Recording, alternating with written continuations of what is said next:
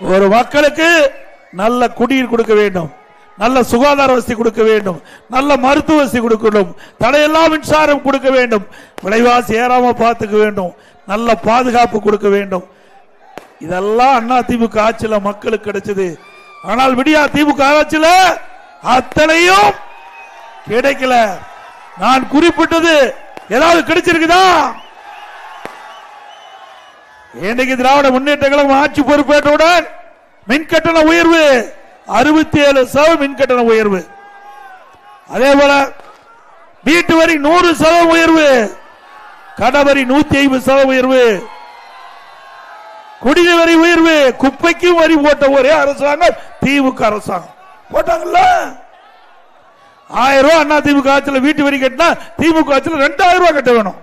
அண்ணா திமுக ஆட்சியில் கடவரி 1000 ரூபாய் கட்டினா திமுக ஆட்சியில் 2500 ரூபாய் கட்ட வேணும். இப்படி மக்கள் மீது வரி போட்டு மக்கள் தலை மீது சுமை சுமத்திய அரசாங்கம் திமுக அரசாங்கம்.